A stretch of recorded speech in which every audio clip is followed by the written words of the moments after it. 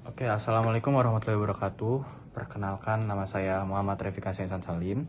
Saya mahasiswa dari Universitas Negeri Semarang. Saya berasal dari Fakultas Hukum, tepatnya Prodi Ilmu Hukum. Dan saya mempunyai NIM akhir 0506 dalam pendidikan anti korupsi. Saya ditemani oleh Ragana sebagai masyarakat sipil. Dan hari ini saya akan menjelaskan bagaimana masyarakat dapat berperan sebagai pengawas sosial dalam mencegah kasus korupsi di lingkungan pelayanan publik. Oke, saya mengawali pembahasan ini dengan konteks bahwa korupsi di Indonesia sudah menjadi persoalan yang serius dan tidak hanya merugikan negara, tapi juga merusak nilai moral. Bentuk korupsi yang dibahas tidak hanya yang berskala besar, tetapi juga terdapat juga korupsi kecil yang sering terjadi dalam kehidupan sehari-hari dan jarang disadari oleh masyarakat. Salah satu contoh utama adalah praktek nembak SIM, yakni membuat SIM melalui jalur instan dengan membayar sejumlah uang kepada calo atau oknum petugas. Masyarakat seringkali menganggap hal ini yang wajar karena menghindari proses yang panjang. Padahal praktik ini jelas melanggar prosedur hukum, merusak integritas sistem, dan juga termasuk kategori suap. Contoh lainnya adalah pungutan liar atau kita bisa disebut pungli dalam pelayanan administrasi, baik dalam pengurusan dokumen, parkir liar, maupun layanan publik lainnya. Praktik ini sering dianggap biasa saja, padahal dampaknya memperkuat budaya koruptif dan mengurangi pendapatan negara atau daerah. Oke. Selain itu, aku juga akan menyoroti korupsi di bidang pendidikan seperti adanya joki ujian. Fenomena joki ujian itu menunjukkan bahwa adanya pergeseran nilai di masyarakat, di mana kejujuran seringkali disampingkan demi mendapatkan hasil yang cepat. Hal tersebut bukan sekedar tindakan curang, tetapi juga bentuk korupsi moral yang merusak generasi muda. Dan selanjutnya, setelah menggambarkan masalah, aku akan berlanjut mengenai bagaimana masyarakat dapat membentuk budaya baru yang menolak korupsi. Terdapat 3 pilar utama. Yang pertama, masyarakat itu perlu membangun budaya patuh akan prosedur. Ketika masyarakat terbiasa mengikuti aturan resmi dan menolak adanya jalan pintas, maka ruang untuk korupsi otomatis berkurang. Jika tidak ada permintaan dari masyarakat untuk layanan instan, maka calon dan oknum otomatis akan kehilangan ruang gerak. Kedua, masyarakat juga perlu menumbuhkan budaya menolak pungli dalam bentuk apapun. Contoh yang dibahas adalah parkir liar, di mana pungutan yang tidak resmi bukan hanya merugikan masyarakat, tetapi juga menciptakan lingkaran korupsi di tingkat akar rumput. Oke, yang ketiga, diperlukan banget namanya kejujuran. Budaya kejujuran perlu diperkuat terutama dalam dunia pendidikan dengan menolak praktik joki dan bentuk kecurangan lainnya. Generasi muda dibentuk menjadi individu yang berintegritas sehingga dampaknya akan berlanjut hingga ke struktur birokrasi ketika mereka bekerja di masa depan. Selain membentuk budaya baru, aku juga menekankan pentingnya peran aktif masyarakat dalam pengawasan sosial. Masyarakat dapat memanfaatkan kanal pelaporan resmi seperti lapor.go.id atau layanan call center cyber pungli, atau melapor ke inspektorat daerah.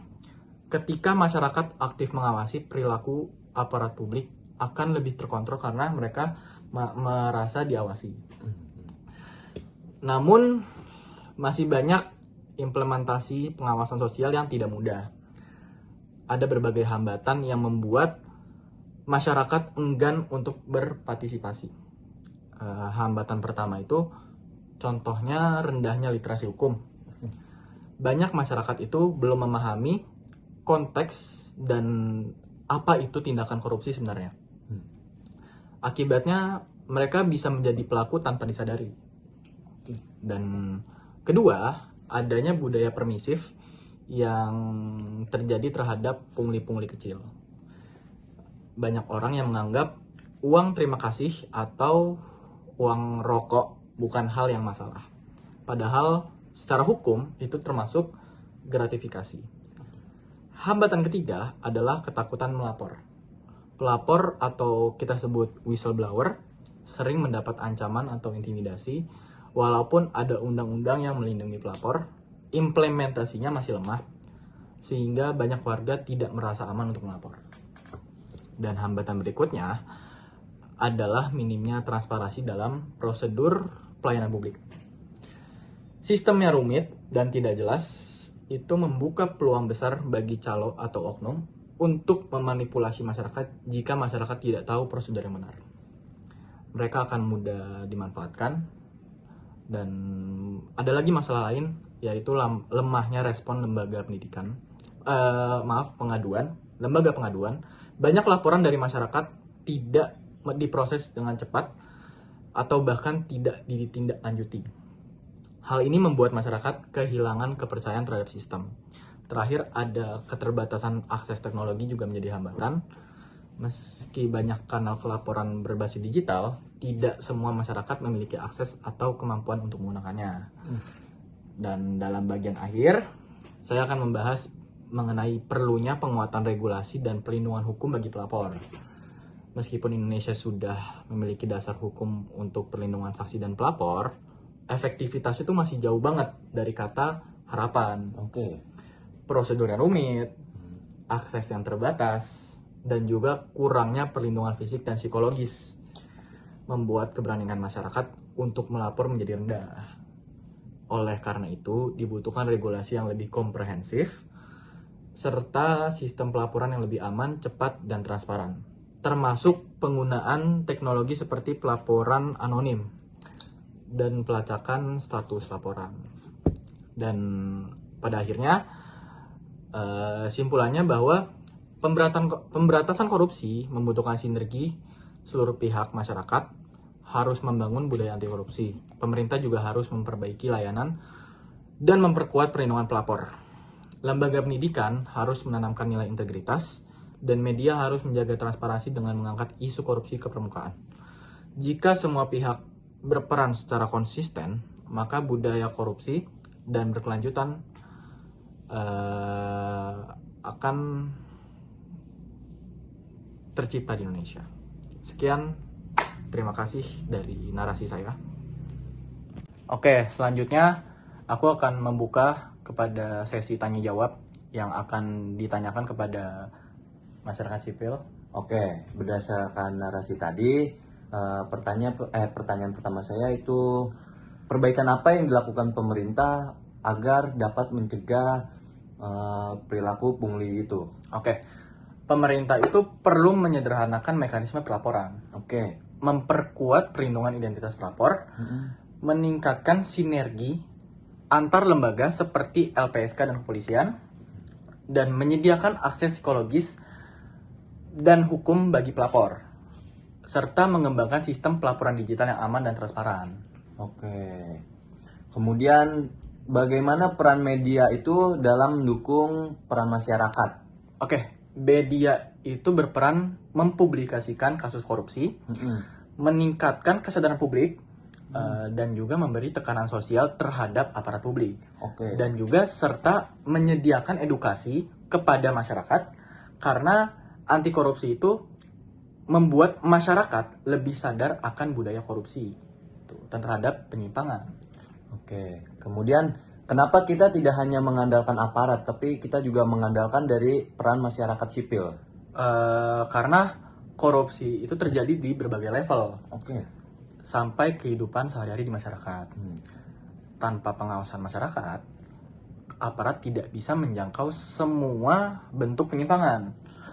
Partisipasi masyarakat mempersempit ruang gerak dan juga ruang gerak koruptor maksud saya, dan menciptakan budaya anti korupsi yang berkelanjutan. Kemudian saya pengen nanya ini untuk bagaimana transparansi di layanan publik itu dapat membantu mengurangi pungli dan korupsi itu? Ketika prosedur tarif dan alur layanan yang tidak jelas, masyarakat kesulitan memahami bagaimana proses yang resmi dan mana proses yang dimanipulasi oleh oknum. ketidakjelasan ini membuat ruang bagi calo atau pegawai yang nakal untuk menawarkan jalan pintas dengan imbalan uang sehingga pungli dan percaloan meningkat. Oke, berarti diperlukan literasi. Nah, bagaimana nih biar literasi terhadap masyarakat dan menurunnya tingkat pungli di berbagai sektor? Oke, masyarakat yang memahami aturan akan lebih mampu untuk mengidentifikasi penyimpangan, Oke. menolak pungli, serta tahu akan cara melapornya tersebut juga. Tanpa literasi hukum, masyarakat itu bisa menjadi pelaku korupsi tanpa sadar dan tidak mampu melakukan pengawasan yang efektif. Oke, mungkin cukup sekian sih pertanyaan Oke. saya. Oke, Sudah terima cukup kasih. menjawab. Terima kasih Bapak Ragana. Terima kasih juga Bapak Revi sudah Oke. menjelaskan kepada saya ini. Oke. Sekian, terima kasih dari presentasi saya hari ini. Kurang lebihnya mohon maaf. Assalamualaikum warahmatullahi wabarakatuh.